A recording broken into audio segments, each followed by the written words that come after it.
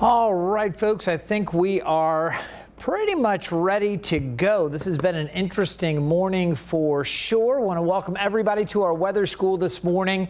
And let's go ahead and reveal the camera. You know, I've been so busy, I didn't even take off my coat. Normally I take off my coat, roll up the sleeves, and we're ready to go. I say this is an interesting one because there was some debate as to whether or not we should do a weather school this morning. Here in Southeast Virginia and Northeast North Carolina, we are tracking Tropical Storm Arthur. And I know we did our hurricane week, what was it, 2 weeks ago, something like that. Well, we're going to talk about Arthur, and I thought this would be a great way. We can go live. You guys may have some questions. I don't know if Rochelle and Peyton are in this morning because both are scheduled off. You may see them pop in. I will tell you this is going to be a little shorter than most of our weather schools because I actually have to go back and brief our newsroom and the producers, all the reporters, on where to go and how to best cover the storm later today. But let's talk about it. Let's get into weather school and have some fun. Thank you all for being here. And again, everybody that likes these weather school episodes, these Facebook Lives, those of you that share them on your page,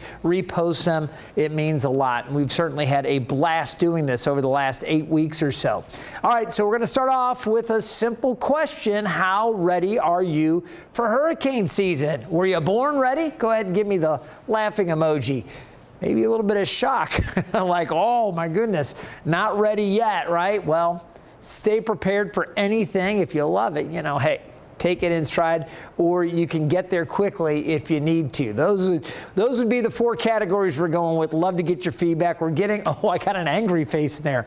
I don't blame you for that either, with this being Tropical Storm Arthur arriving a little early. So appreciate your feedbacks. We're getting some of those coming in right now. And again, it's a little early start to the day, but this isn't completely unheard of with the hurricane season starting ahead of time. How many years in a row have we had a named storm in the Atlantic hurricane basin before June 1? All right, it's been going on now for a little bit, okay? Has it been the last 2 years in a row?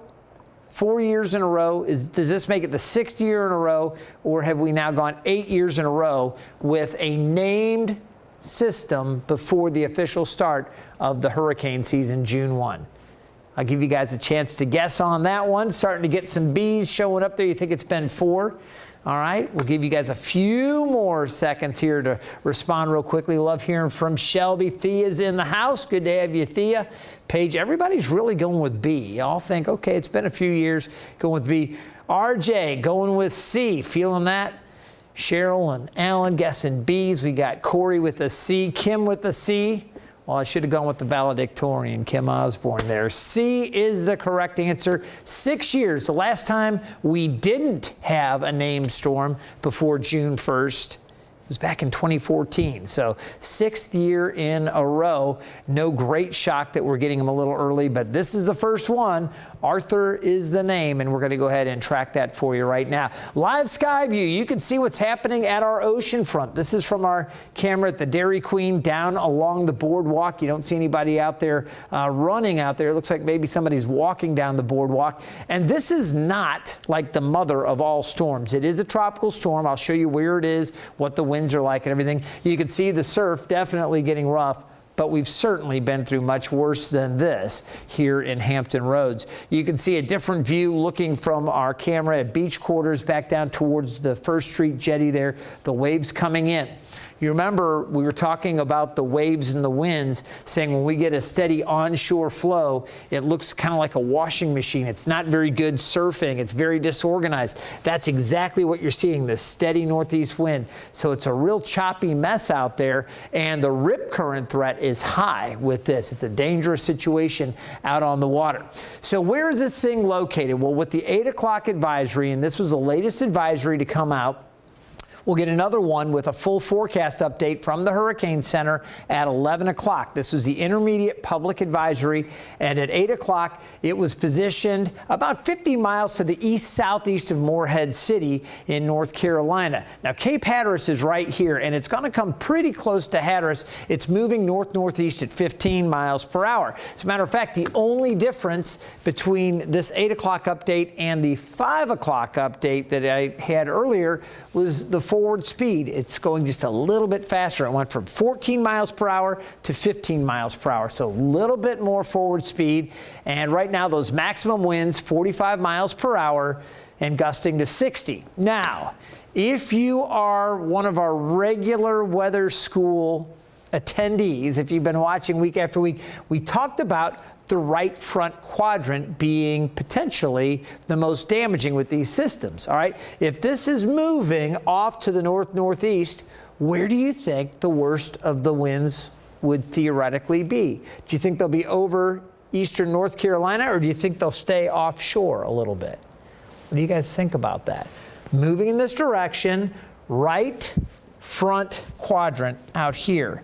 So it looks like even though the center is going to come pretty close to Hatteras on this trajectory, the worst of this should stay offshore. Now, I do still think we're going to get some tropical storm force winds, and we'll get into that with the forecast here in a moment. You'll notice it's forecast to track to the north-northeast and then turn more to the east overnight tonight and away, and it's going to lose its influence on our weather here pretty quickly later this afternoon and tonight, and then it becomes post-tropical. Now, this is interesting. You take a look here and you see tropical storm symbol, symbol, then you see this low. This is still going to pack winds 60 miles per hour, but it's forecast to lose its tropical characteristics. So still a big wind maker well offshore, maybe coming close to Bermuda as a post-tropical low, but you can see the winds there dropping off as it goes along and moves out over the open water. Take a look at our spaghetti plots, and here's again, look at all these models. You can see they all agree to carry it out there and kind of dive it back off to the east-southeast. There's Bermuda, so most of them carry it off. A couple of them do kind of bring it back around, so that's a little interesting. We've got one that kind of runs it up the coast. That's an outlier there. The vast majority kind of packed in here, and that's the official thinking with the Hurricane Center. So we'll watch that. We'll keep everybody updated. Now, as far as the Saffir-Simpson scale goes, this is going to stay below hurricane strength. The strongest is saying forecast to get up to maybe 60 mile per hour winds, and that's when it moves past the area. Right now, 45 mile per hour maximum sustained winds. So we're not looking at anything like that, not with this, but we do have tropical storm warnings up for coastal North Carolina. This includes not only the coastal waters, but over parts of the Currituck Sound, the Albemarle Sound, and the Pamlico Sound, mainland Dare, along with the Outer Banks, also Washington and Terrell counties. So these areas, Hyde County down to the south into North Carolina, those areas really south of most of our viewing areas. Some of the folks pick us up on satellite and on cable systems down there, so we do keep them informed. But this is the area most likely to deal with the tropical storm force winds and some of the other issues that we're talking about. Now, we're going to get into this with the satellite and the radar, and I'm going to do a little analysis for you. And this is also what I love about this is we've been talking about this with our weather school for weeks, and now you're getting to see it all kind of coming into play here when we talk about the hurricanes and what's going on. Now you get to see it in action. So I have the winds plotted on here, and we've got our area of low pressure, this tropical storm right here, and we're looking at the radar. Now, why is this thing showing so much stuff here and not very much offshore? Why do you guys think? Any theories on that? Remember, the further away you go from the radar site, okay, the beam gets higher. Also, some of the radar beams kind of shooting through some of that rain kind of lose a little bit of the signal, but there's some more out there offshore. It's just beyond the reach of the radar. So you can see a little bit here and there, but the center of circulation right here. All right, I want to show you the upper level winds. Now we're up several thousand feet. These are the winds that kind of push us along, and you can see how the winds here aloft move in this direction. So we have our area of low pressure, and guess what? It's moving with those upper level winds. You see how that works? Surface winds wrapping around that area of low pressure, upper level winds steering it off to the northeast. So that's what's happening as we take a look at the winds, not only at the surface, but what's going on way up high and steering this thing along. Take a look right now, and I just did this maybe 20 minutes or so ago.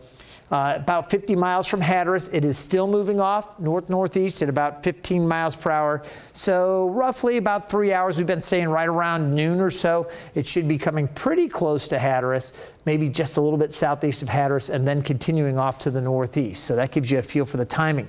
The winds reported so far really haven't been that terrible. We've seen some gusts up around 30 miles per hour along the Outer Banks, Duck Pier with a gust to 31. I do expect the winds to increase later this morning and into the afternoon. And take a look at the wave projections here. You can see how those heavy waves, mainly offshore, but for a period we could get some wave action, maybe building 6 to 8 feet through the afternoon. Higher than that, much higher than that just offshore, but nearshore waves, even closer to the coast, we could see some in that 6 to 8 foot range, maybe a few higher sets coming in from this tropical storm offshore.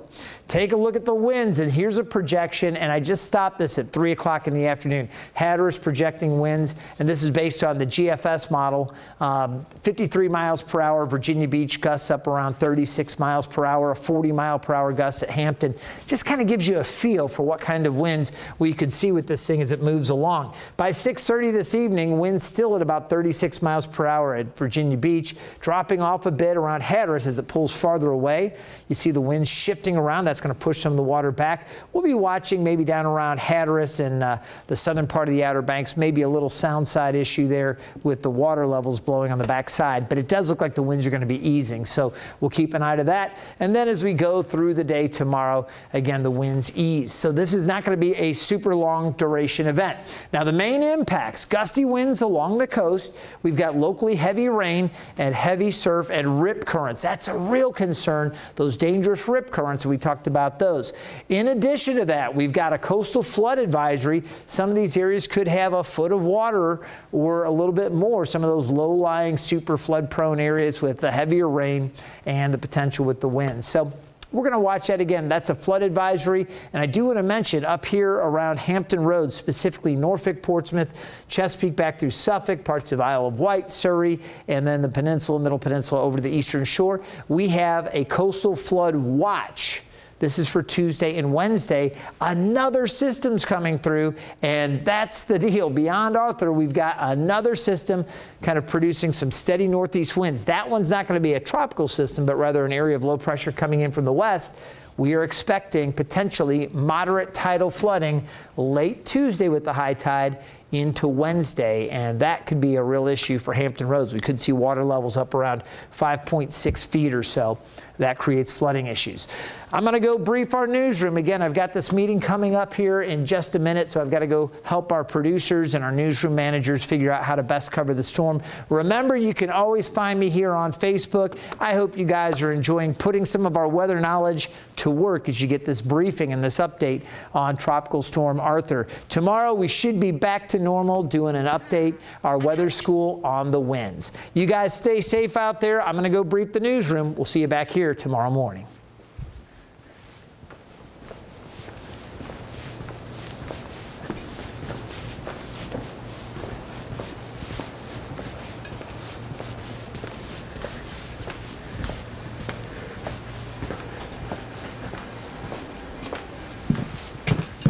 What's up, man? How's it going? Good. I'm getting ready to go brief. All right.